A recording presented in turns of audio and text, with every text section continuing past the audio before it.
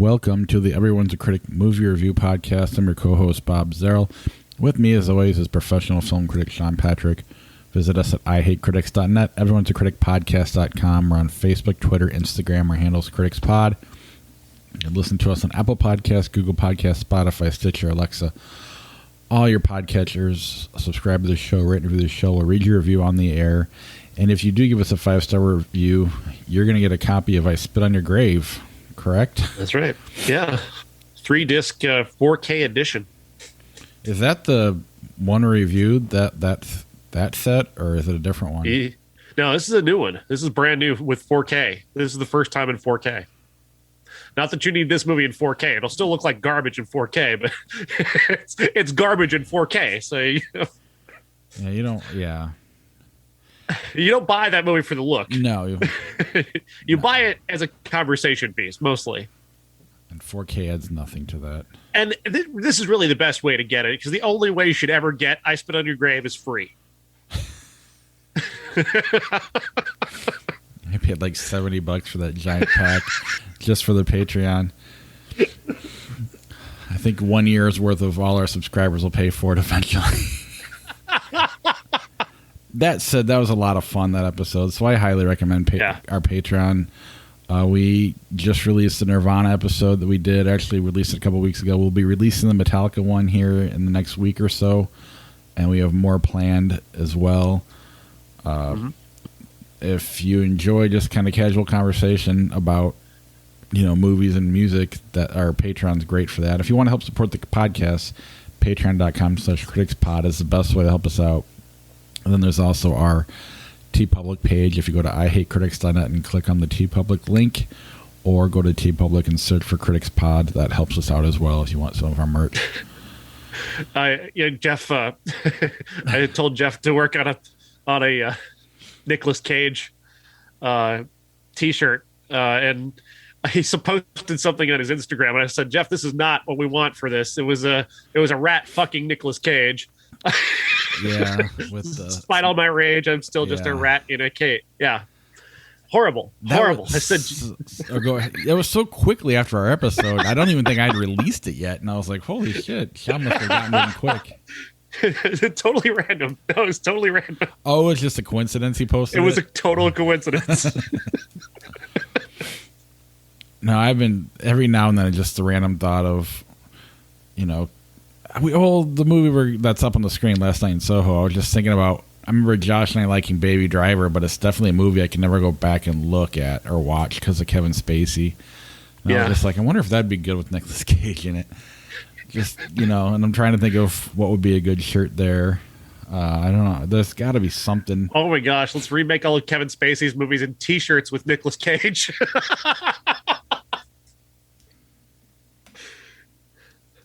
Thinking about that one. Do you imagine how great he would have been at 7? Oh my God. Oh wow, that movie changes. Right? For the better. I mean, Kevin Spacey was great in that, don't get me wrong. He was. Right? I mean, even The Usual Suspects, think about how much more fun he is in that one. Oh wow, yeah. Jeez. That's crazy. Wow. I mean, it was one thing, it was just American Beauty, but now it's really getting deep. I say from now on, kayfabe on this show, that we just go full on Spacey doesn't exist and Cage was in all of his movies instead. Especially if there's ever a classic and we have to go back. Yes. Even if it's not t-shirts, if we just did posters that have Kevin Spacey on, that's... Jeff? Get to work. Man. I mean, Glengarry Glen Ross doesn't really matter, but it's like the least important role of the whole movie. That said, anyway, that's just... Yeah. You know what? I mean, he could have even made K-Pax better. He could have made K-Pax work. Pay It Forward might not be better. No, I don't think anybody could save that piece of shit.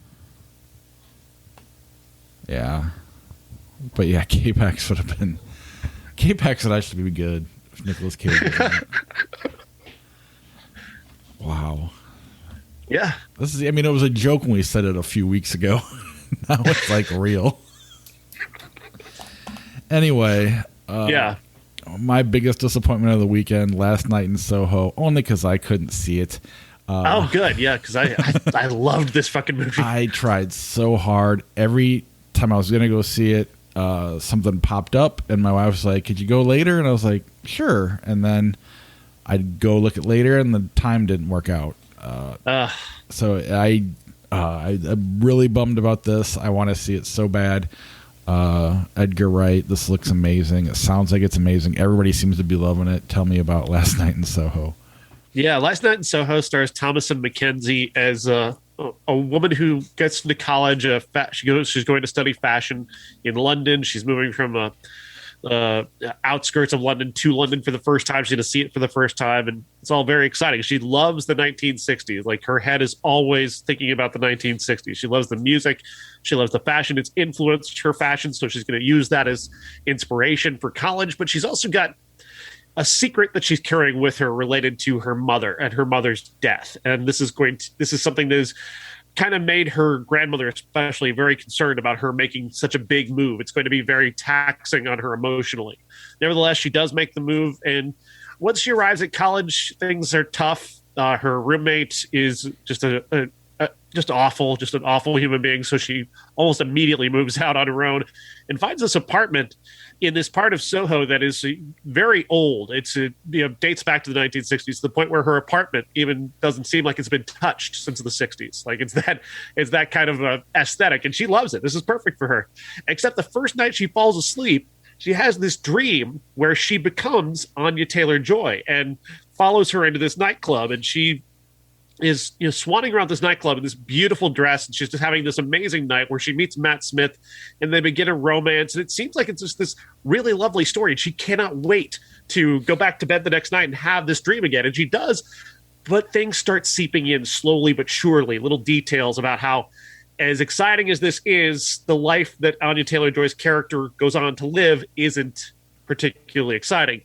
Matt Smith's character sort of turns and becomes a guy who starts pushing her towards sex work that she doesn't want to do, and it becomes very dark and disturbing, and her dreams are following along with that, to the point where it seems kind of like these things are happening to her while she's asleep. But that's not the entire conceit, because it gets much smarter than that. This is really a murder mystery at its heart, and what she's also dealing with like a lot of emotions, because there's maybe a hint that there was some history of schizophrenia in her family, so that's really throwing her, and it's making her seem very unreliable. But at the same time, we know she's not crazy, but she also doesn't trust herself, because she does have that in her mind, that history. But then there's also a character played by Terrence Stamp, who might be somebody who was actually there when this murder occurred. So it becomes, there's a lot of things at play here, and it really takes seriously the emotional and intellectual, the mental health aspects. It takes that very seriously. And that aspect of it really makes this so much more interesting. It makes this very unique murder mystery so much more interesting, because they take seriously not just her mental health, but also that of Anya Taylor-Joy's character. She's not a victim per se. She's being victimized. There's no doubt about it. But where her character goes and what happens to her is not entirely clear until the final act. And when it is clear, it's like, oh, wow. It's awesome.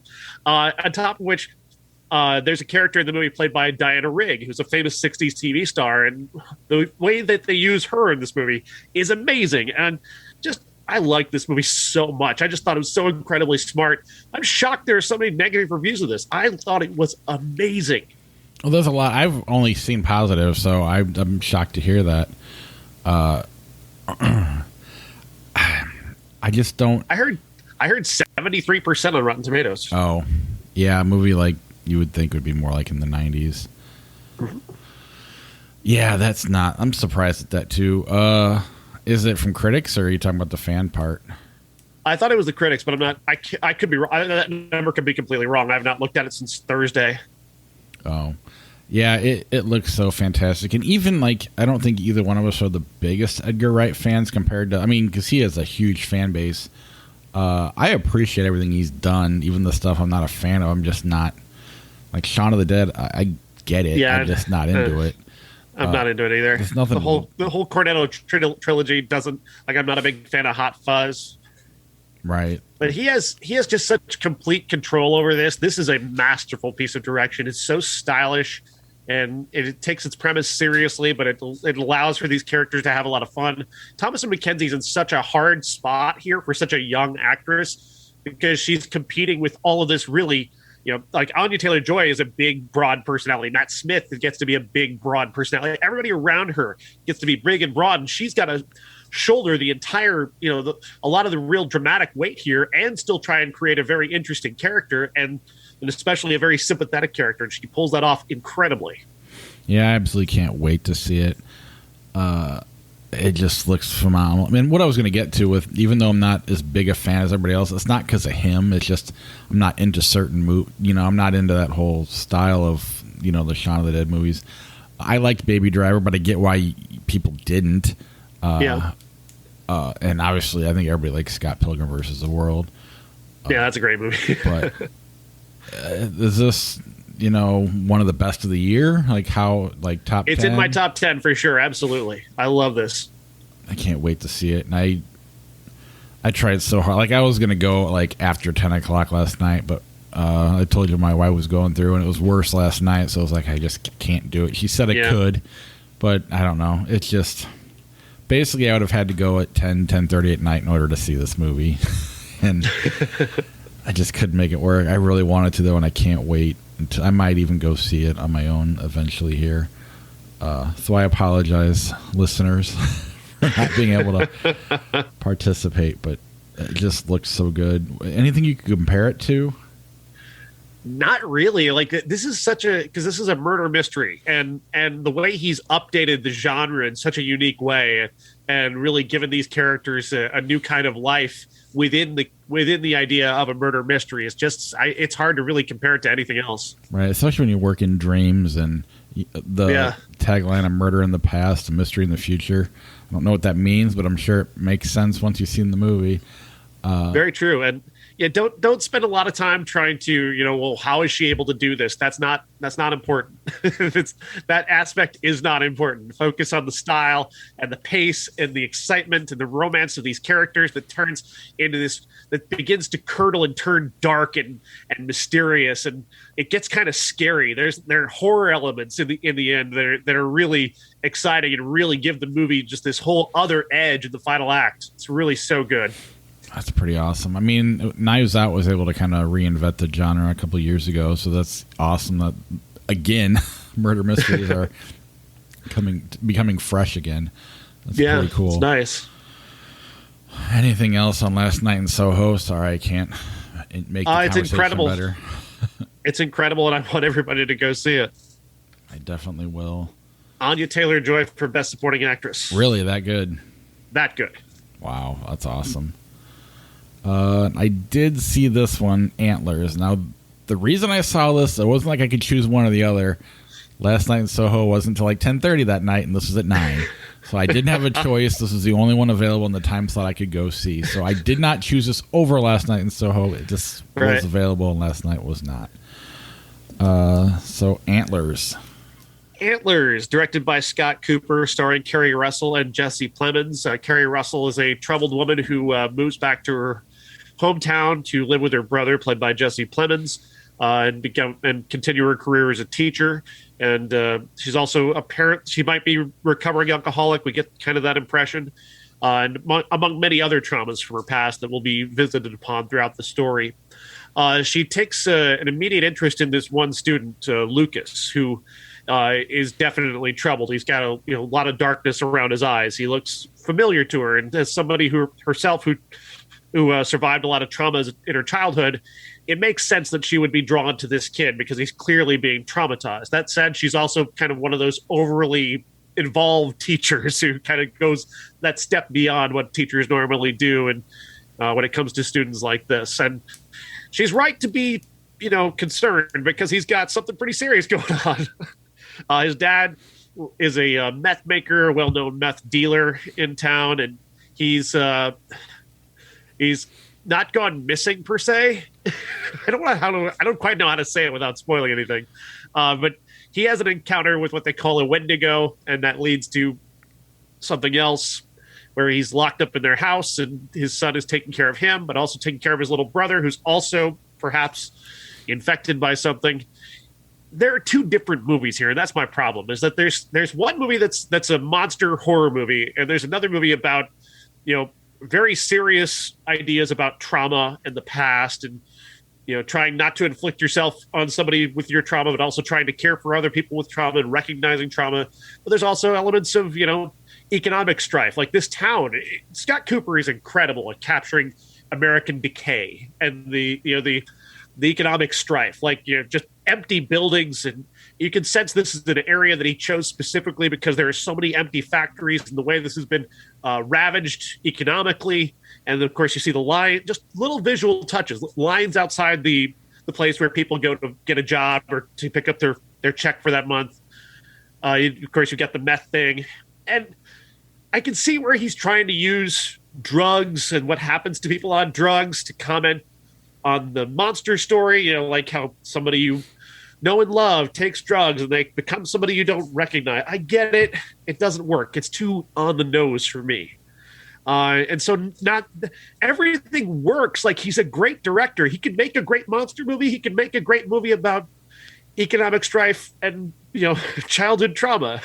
But they're two different movies, both competing for the same attention, and trying to bring them together never works for me. Yeah, I like everything Scott Cooper has done, but the key word is like. I don't love any of it. Like, there's always like one thing missing from making it the next level of great movie. Like Hell or High Water, he didn't do that one, but that's a great movie. And so, but you look at like some of the ones, they're just never quite there. They're like a step below that movie all the time. Like, everything he does is like a step below. Crazy Heart, great example. Yeah. What was the one that we watched for the podcast? I can't remember the name of it. It's super depressing. Was it Out of the Furnace? Was Out of the Furnace? Yeah. It fine, but not like. It's just a step away from being like there's something preventing it from being great. And it's the same thing with this. I think it works, but it's with the horror movies that I like right now. It's definitely not even mentioned in the same breath as them. Yeah, like, you can't talk about Lamb in this in the same breath at all. No, those are two very different things. But this one could have been more like that if it really wanted to be. It's very typical and very standard, but he does a great job of bringing in that atmosphere to a very standard movie. And I do like Jesse Plemons just about everything. There's a scene between him and Kerry Russell that's incredible that could have been really great if it weren't in a monster movie, because it's not even about the monster. It's got nothing to do with the monster. It's just them talking about themselves.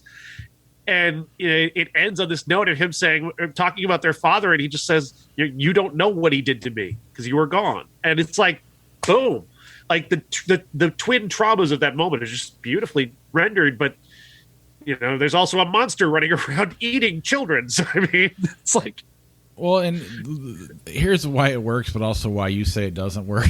So this is one of those examples where both things are true. The fact that it works is because they have to deal with this monster, and so they can use that trauma to make dumb decisions that don't work in other movies. It works in this movie because you can look at it as I'm dealing with a trauma, but because it's a monster movie, it doesn't hit hard. It's just kind of like, okay, I'll go along with this, I guess. That's about it. It's just enough to explain it, but not anything. There's nothing deep there. But the story also requires deep. Right. But see, I felt like in the dramatic elements when they weren't talking about the monster, those elements are so well done. Like I said, the tiny visual details, her just kind of glancing at a bottle while she's at the grocery store and really looking at it. Like she really would like it, but she can't. She's holding herself back. Good visual storytelling.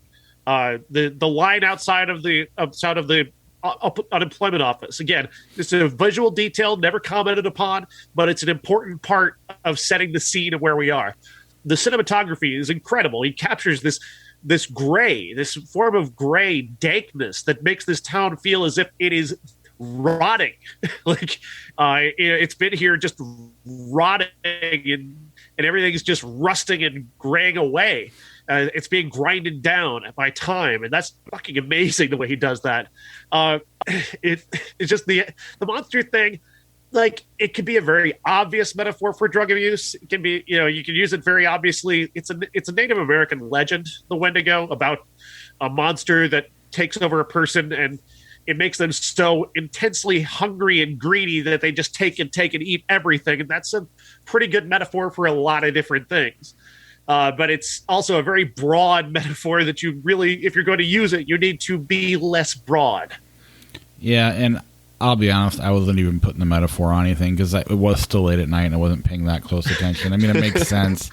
Yeah. I do like that the monster makes sense because the way the movie ends I don't know. I don't want to go into any spoilers, but I just like that they establish that this monster has a weakness, and it's not one of those monsters that can end the movie at any time it wants. It all comes together fine, but in a way that it's almost too perfect at times.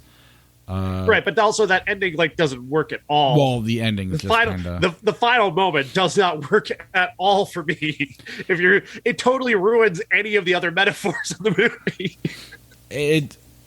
Yeah, and it's not nearly as dramatic or scary as it wants. It's like a sequel tease, and it's like, this is not a movie that deserves a sequel tease. This is a movie that takes itself very seriously, and you're teasing a sequel.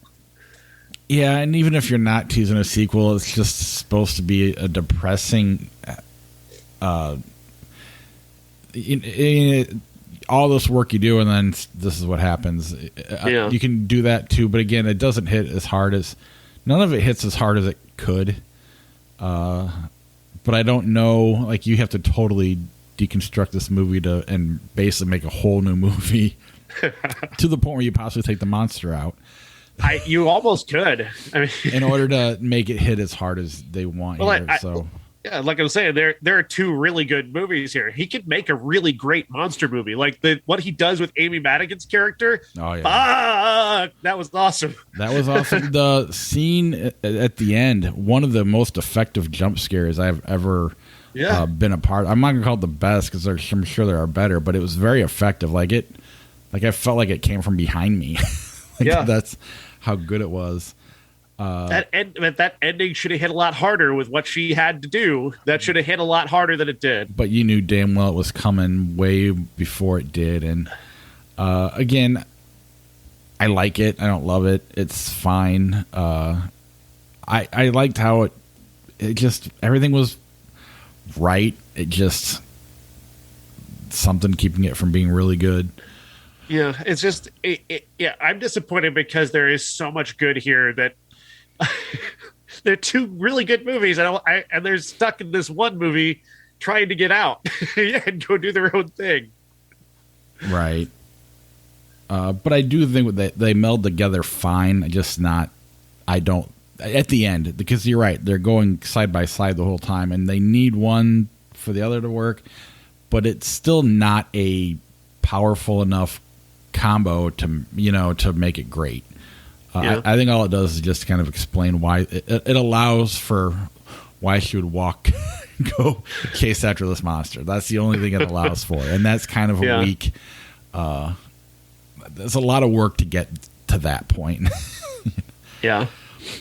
But yeah, before we move on to our classic, you saw a documentary, Artificial Gamer. I don't have a picture for it, but if you want to go in. Yeah. The Artificial Gamer is a story about a group in San Francisco that set itself a very strange goal, or at least strange to me, not strange to them, but it was strange to me. They wanted to create a computer that could beat real-life players in a game called Dota 2. Dota is Defense of the Ancients. It's an incredibly popular RPG, I guess it is, because you get to play as a ancient character who's defending your ancient realm from other characters.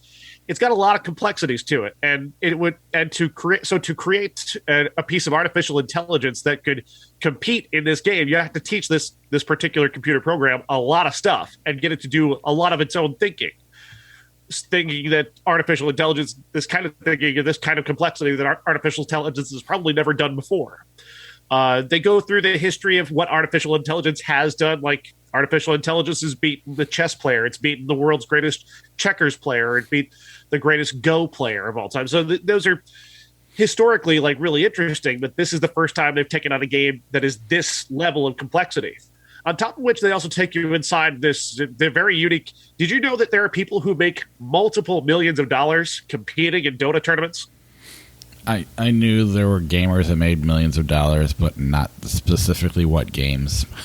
Yeah, the prize that they have for this thing that they call the International, which is a tournament specifically for Dota 2, is $19 million as of last year. The winning five-player team wins $19 million at the end of that thing. That's more than like the World Series of Poker. It's crazy, right? But they invented this AI that actually learns how to win at this game. And it's interesting. They fail early on, not because they couldn't win. They were winning, but they were winning the wrong way. They were winning in a way that was kind of cheating. They didn't realize they were doing it, but when they realized it, okay, yeah, they're right. We're kind of breaking the rules a little bit. Like, the spirit of the rule was being broken. And so they took that element out. And they taught the AI to play properly, and the AI was very competitive in getting in there against the team that actually won the International. And it's kind of exciting to watch. It's more for people who really love that sort of technology. Like, if you're really into that idea of artificial intelligence, it's going to be more for you. It wasn't entirely for me, but I found the people involved to be charming enough that it didn't bother me, that I didn't care about the AI. Did the AI at least lose? That's all I want. Yeah. Yeah, it's good. It's a good documentary. That's cool. Is it available anywhere? Yeah, it's available to stream immediately. Awesome. All right, our classic is Murder Party from Jeremy Solnier. We have been a fan of his movies. Until now. You didn't like it? I fucking hated this. Oh, yeah. A Murder Party, I don't know who stars in it. I don't really care about whoever this guy is. A guy finds an invitation to a murder party on the ground and decides to go, thinking it's just a regular everyday Halloween party. He creates this cardboard costume for himself. He looks like a complete dork. When he arrives, there's people there waiting, and they want to kill him.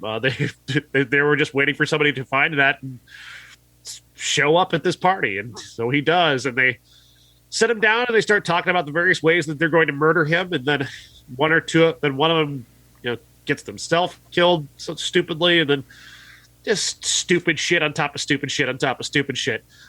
Jeremy Solnier has grown a great deal as a director. I mean, a great deal. This is where he started. It's amazing that he made it to Blue Ruin and to Green Room, which are incredible movies. They look amazing. This movie looks like garbage. It looks like it was shot for $10 at somebody else's Halloween party. Well, it might have been. That's the thing. I mean, I'm not kidding. I think it was a super low budget movie, and that's part. Oh, absolutely was. And which makes me appreciate it a little more. I thought it was. I liked. I don't. I mean, obviously, it's not a classic for real, but it's cool to see a director starting out. I mean, I think everything he does works. It's silly. It's a comedy of errors, I guess. Again, I don't think it falls into that. It falls into that 2000s trap, though, that everybody was doing by essentially every character sucks. Like, they're all this guy. The main character, I guess, isn't shitty. He's just a dork.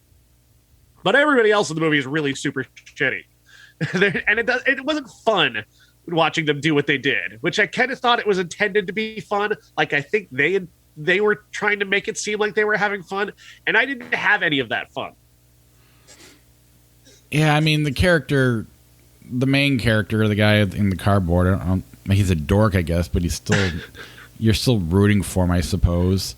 Yeah, and it was, but only on a basic human level. Like, you don't want to see an innocent person get killed.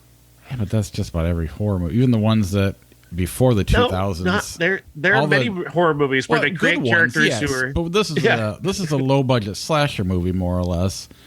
I mean, Laurie Strode's not particularly likable. I don't agree with that. I found her, and she's also very charismatic and attractive.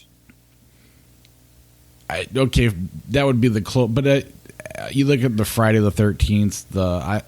None of the I don't know. None of the. I don't necessarily think Friday the 13th is a very good movie. Well, but this is the type of movie it's trying to be. It's trying to be a slasher kind of independent, low budget because they're easier to make and they're cheaper.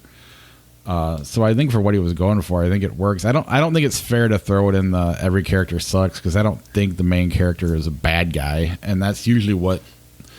I think that's what you mean. He's not a bad guy. He's just not a very interesting guy. But I don't think that's what the 2000s suffered from. I think they suffered from making everybody unlikable. And I think that's the difference. I don't necessarily think he's... I just don't find him to be anything, is the thing. And I need a rooting interest. And I was... Or you need to make it so he's so boring that I don't mind that he's dead. Like, that's really... No, that's the problem, is that he's so boring that I don't mind if he dies. Like, he's so absent at the center of the movie that I didn't care if he lived or died. And that's really what's missing. Yeah, I mean, I thought it for the first-time director, low budget, it's really hard to compare their first movie they did with no money to something they did with a budget. I have a hard time putting them in the same ball. I mean, I'm more forgiving, I guess, to a low budget first time director type movie. I thought it was fun enough. I liked the costumes. I thought it was cool to see the odes to Blade Runner and the Warriors and whatever else they were doing. I thought it was fun. They were making fun of all these artists. Always, I don't know. Sometimes people take themselves too seriously, and I appreciated that about it. But again, it's not. I probably will never watch it again. I'll probably never think about it again after today. So yeah, I'm definitely not. I just wanted. I was hoping he had a stronger beginning, I guess, because these other movies are just so incredible. It almost doesn't seem like the same director. I just didn't find anything about there's supposed to be an element of humor to this. Everybody's playing it. All the bad guys are playing this for comedy, and I didn't find anything that they did funny. I didn't find their characters to be believable in any way, believably funny or believably deadly, or there's a needle that he doesn't thread here for me. That just with each of those characters. Yeah. That said, this was a movie that allowed him to do the next thing, which allowed him to eventually get to the green room. He's incredible, and everything he's done since then has been outstanding. And I think part of that is because he's stopped trying to be funny. Maybe I think because nothing about Blue Ruin, Green Room, what's the other funny. One? There's one more in between, isn't there? Yeah, there's one more. It's it's a Jeffrey Wright movie that came out in 2017. Hold On to the Light or something. No, I can't remember what it's called. But yeah, again, just another one of these humorless exercises in survival, basically. Which he doesn't. I mean, he can do. I bet he can do just about anything because he's just that talented. But not this. Oh, he did some. I wonder if there are elements of this that just got compromised in the end just to get it done. That's what I kind of wonder, because it doesn't seem like this is such an outlier from what he does. I'm wondering if he got compromised at some point. Like, just to get, you want to finance it, fine. I'll do it the way you want to do it. Just.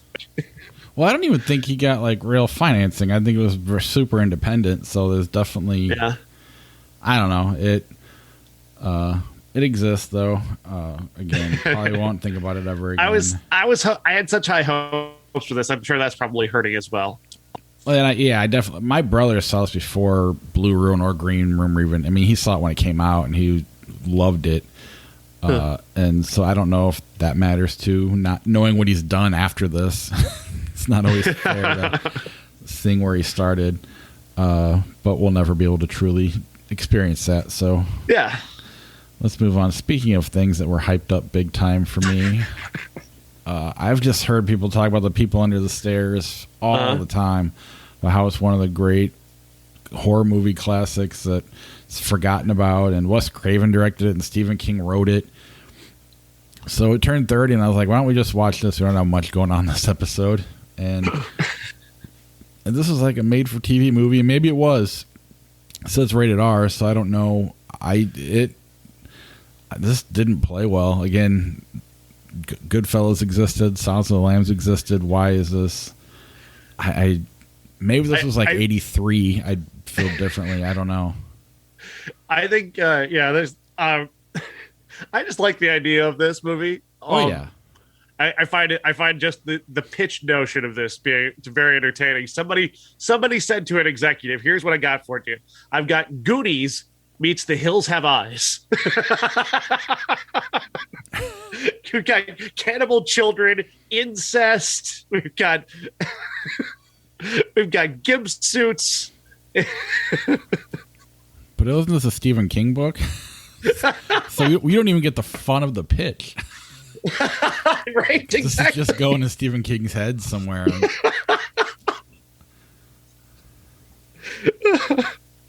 Yeah, I was really like instantly like, I should have never offered to watch this movie. That was kind of my initial thought. I finished it, but yeah, it really was lame,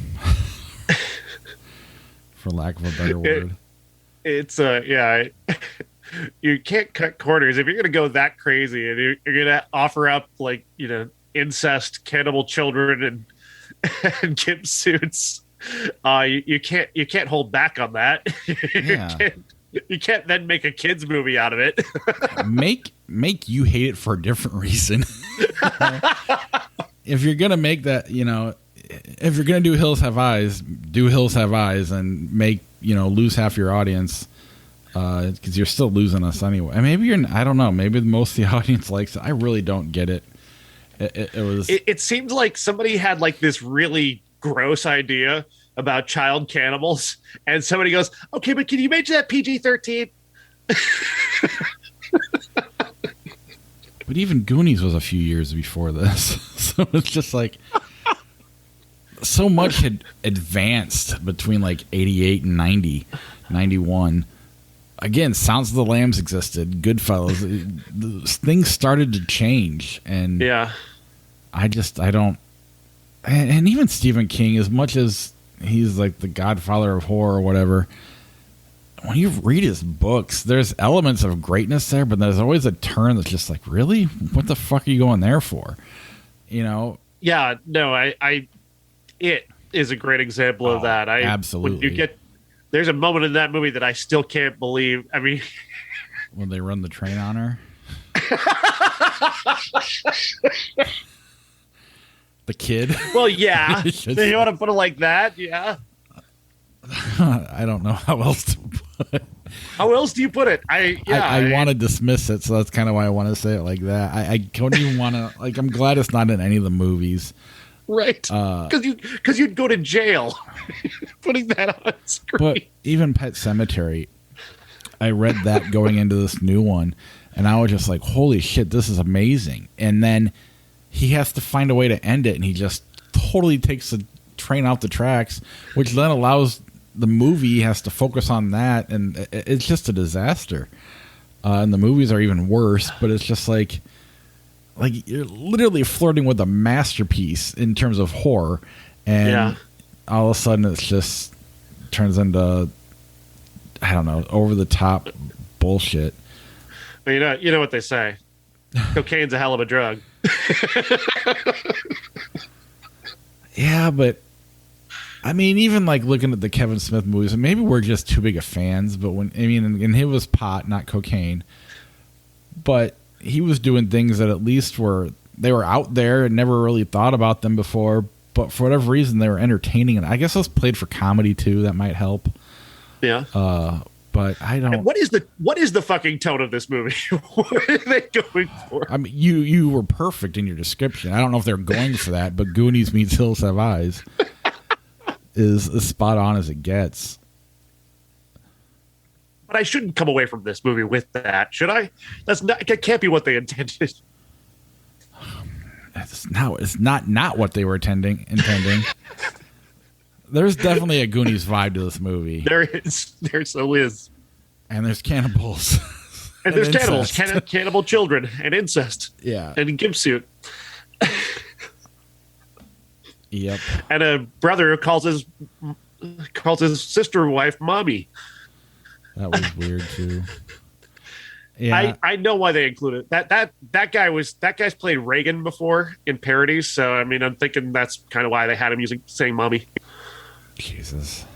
He just has to get his Reagan wasn't far gone after when this movie was made. Right. Yeah, just really one of the bigger disappointments. Like I've had this kind of circled for a few years, knowing what was coming up. And yeah, very, very, very let down. I saw it at the time and I completely forgot about it. Just completely. It left my mind so fast. It had made no impression whatsoever. And I saw it in theaters. So it wasn't straight to TV. All right. Next week we've got Eternals, Red Notice, Spencer, and Beta Test. Is that correct? Yes. And we haven't figured out a classic yet, but we will get one. Nothing of note really comes out in 91. I think like Strictly Business and I love Strictly Business. I watched that movie so many times. Well, you can watch it again. Then there was something else. It was bad. I don't know if it's any good. I just watched it a lot because it was on HBO. Just watch. And Halle Berry's is one of Halle Berry's first movies, and she is so hot in that movie. Yeah, the other one's All I Want for Christmas. And for some reason, it's the only movie that ever starred that guy who played Denise's husband on The Cosby Show. Like, why that guy ever got a movie, I don't know. Yeah, I'm trying to think of.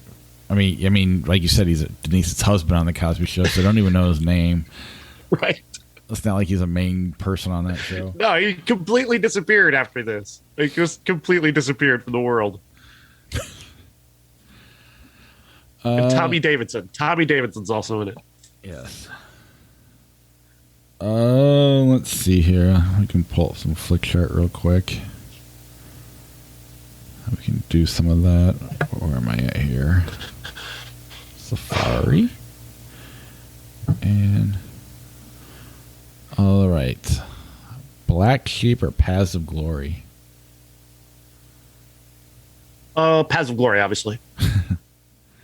Yeah, I like to let you choose though, because then if you're not paying attention, it looks like you're thinking about it. Black Sheep. Sherlock Jr. Have you seen that? Buster Keaton. I have not seen that one. I want to see it though.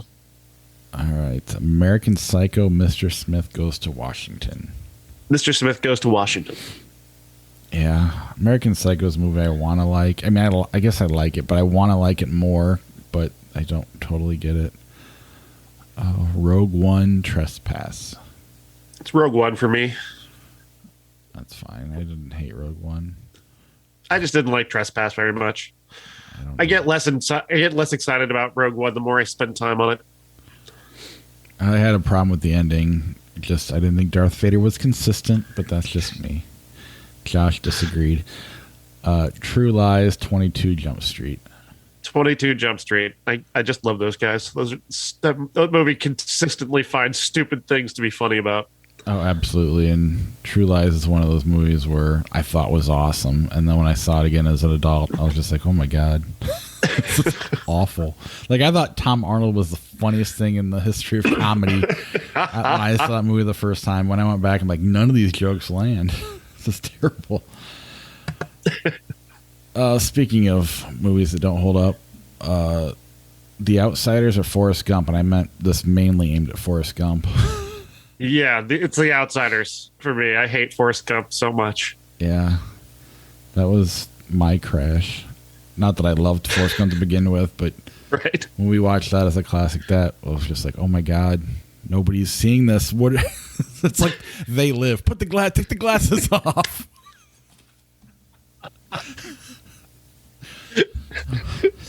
It is. It is. I completely agree. It's like only me, you, and Josh see it. Right? 127 hours or Star Trek 6, The Undiscovered Country. 127 hours. Yes. Batman v Superman, Dawn of Justice, Bedazzled.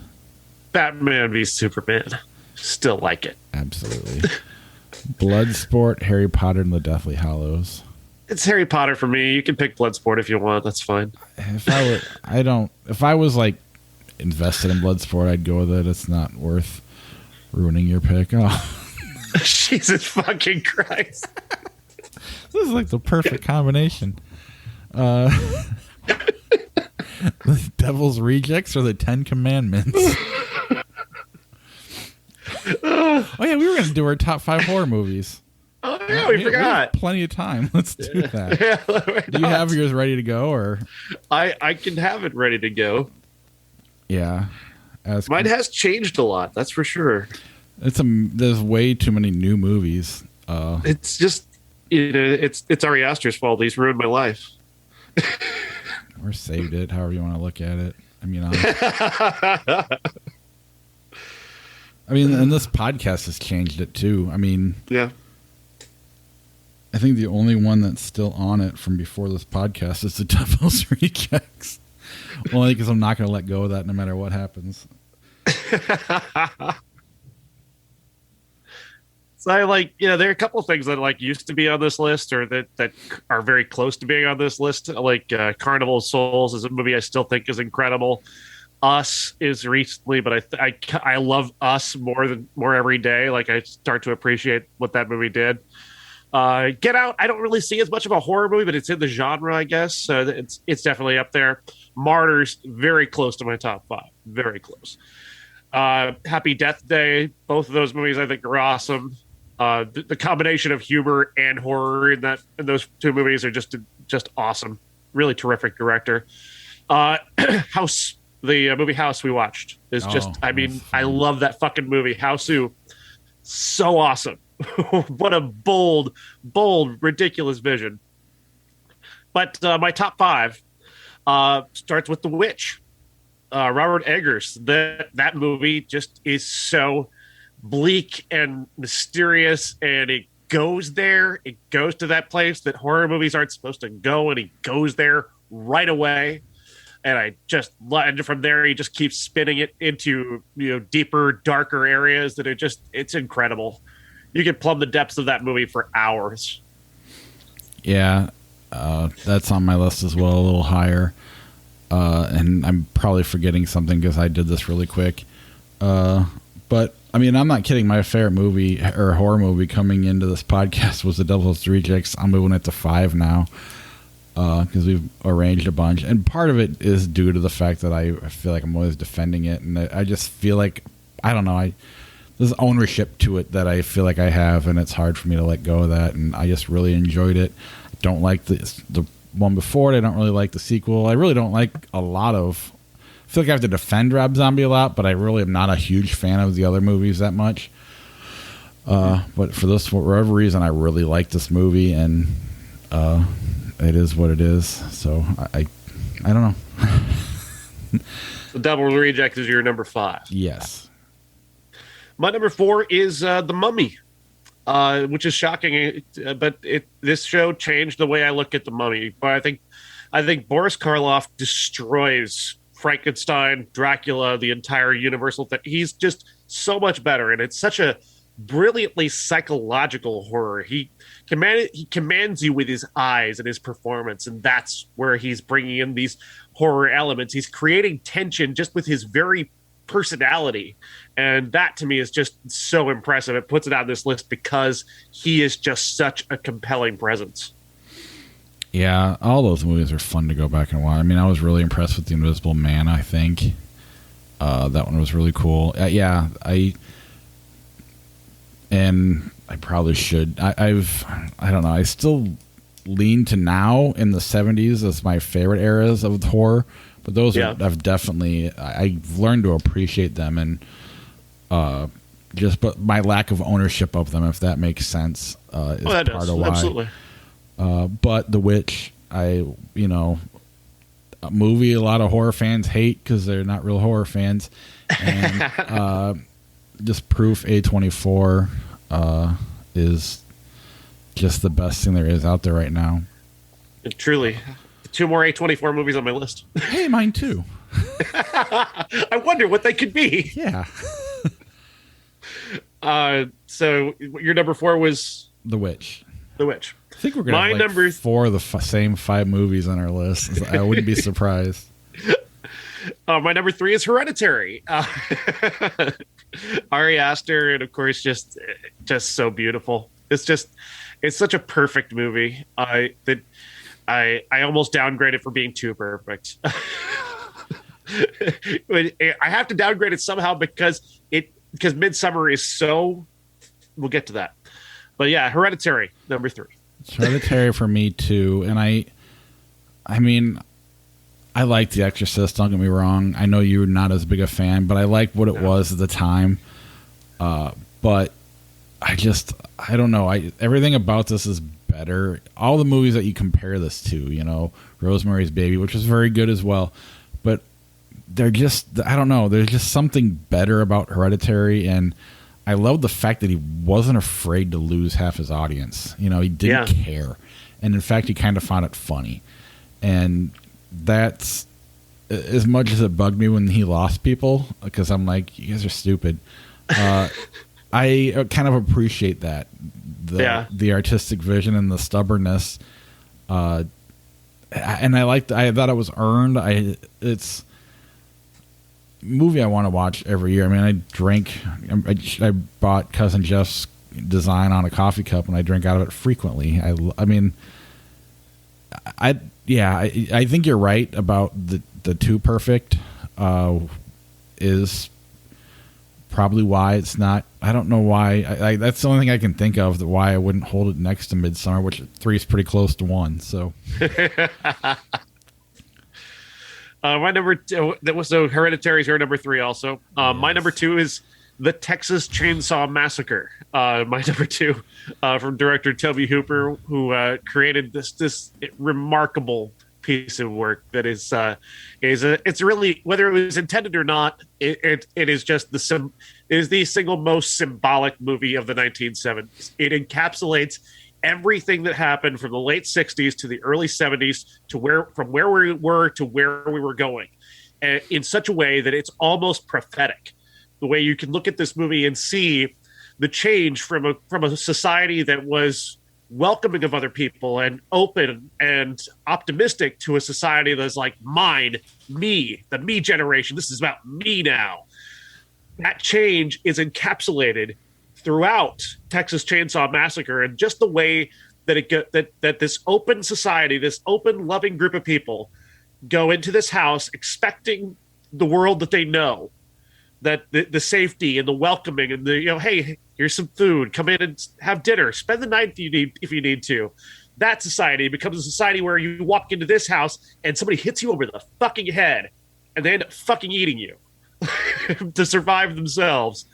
That is such a perfect symbol of that moment in time, because you can chart the way society changed in Texas Chainsaw Massacre in various different scenes. The dinner scene I've talked about a million times, how amazing that is. The one thing that's missing from the table in that room is a mother.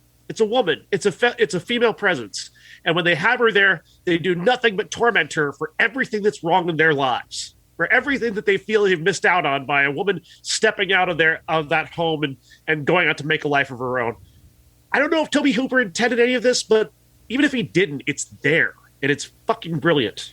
Well, and that's what I think great art does. It just automatically captures the era that it's in. Like, I know other movies try, and George Romero's tried very hard, and he's been relatively successful at it. Yep. The Last House on the Left was definitely trying to do what this does. That was their point, but because of that, something's lost and missed, and on top of the lack of being as good as Tobe Hooper. And even if you strip all that out as a straight up horror movie, it's one of the scariest movies ever, because especially if you give yourself over to it, similar to Blair Witch, where you don't see anything in this movie. It's all off camera, but the way they use that lead actress's eyes in that dinner scene is haunting, horrifying. Yeah. And, you know, today with all of us with the bloodlust and all the gore we're so used to, you can look back, and if you never fully invest, you can probably go, oh, it's dumb. I like Texas Chainsaw 2 better, which is good for other reasons. Right. But this is my number 3 or my number 2 as well. I didn't realize how great it was until this podcast, and we watched it together, and maybe this is contagious, but it was such a fun, not even fun, it was just such a magical viewing experience, which we had several of those, good and bad, for that year or two. But it was something else, and every time I go back and watch it now, it's just... I mean, that's part of why I feel bad holding on to Devil's Rejects, because it definitely is wanting to be a Texas Chainsaw. It's definitely influenced by that. So you don't really need both those movies on your list, especially when this was better by a lot. But this is an absolute masterpiece, and I think deserves to be at the top. I want to scream at people to actually sit down and actually watch it. Like, I know what you think of this movie, but sit down and actually watch it. Be open to it. Let yourself be engulfed by it. Don't just sit and watch it at surface level.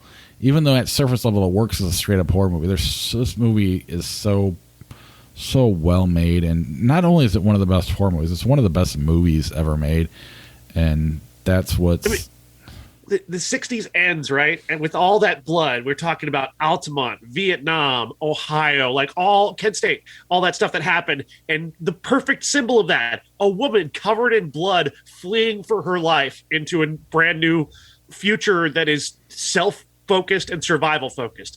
Is that not the most perfect metaphor for that moment in time? Oh, absolutely. I can't say enough about Texas Chainsaw Massacre, and I certainly can't say enough about Midsommar.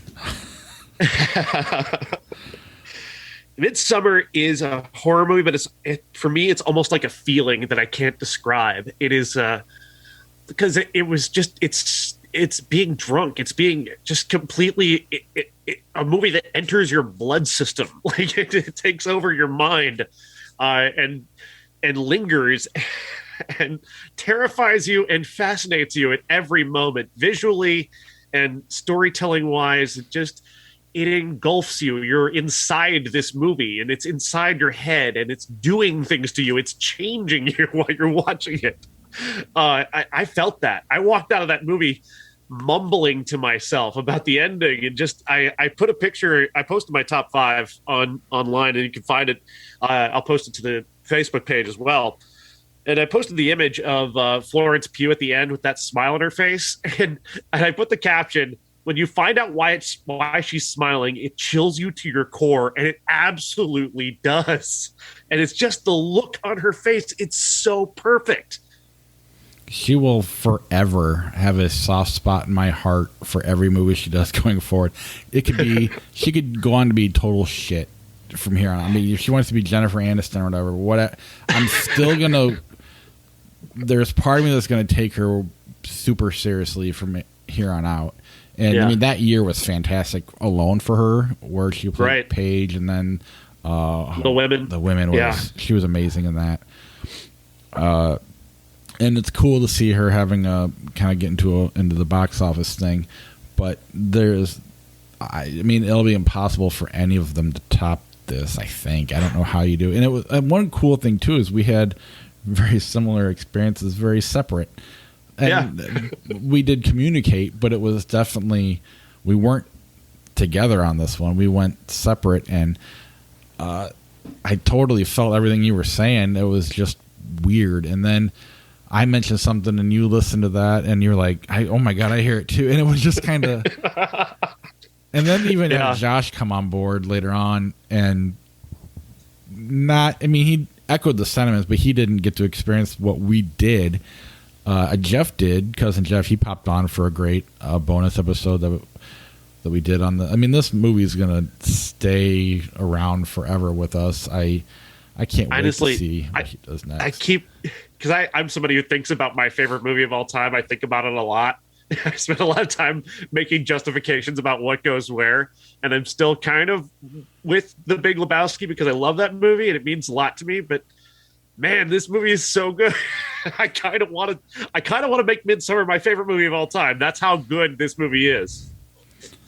Yeah, I mean, there's definitely ownership things that I keep mentioning that I've had to let go of. American Beauty was a movie I've had to really let go of. I still like it, but things outside of my control definitely affect my viewing habits of it. I thought that movie captured the 90s perfect, but his level of creepiness does hang around that movie too much. Yeah. And it's hard for me to defend that. I mean, dropping Devil Rejects to 4 or 5 is a big deal for me. I still Rocky and Almost Famous are right there, and for different reasons. But I mean, Midsummer's there too. Lebowski's a little down, a couple more. Pulp Fiction's right up. I mean, it's at that point you're just talking about the best. I don't even know how. Right. It's silly. It's a silly, arbitrary thing. It's something that people do where you just say you have a favorite movie, and right. I think Midsummer might be my favorite movie now.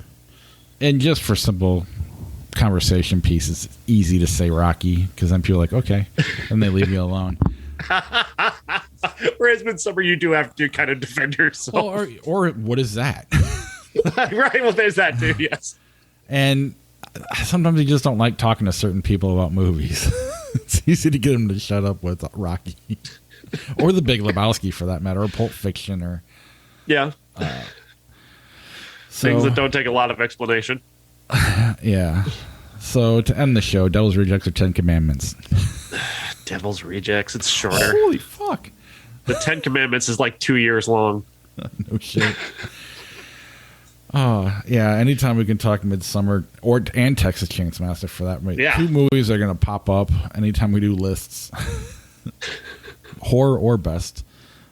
Honestly, yeah. Texas Chainsaw Massacre is kind of transcending the horror genre for me, honestly.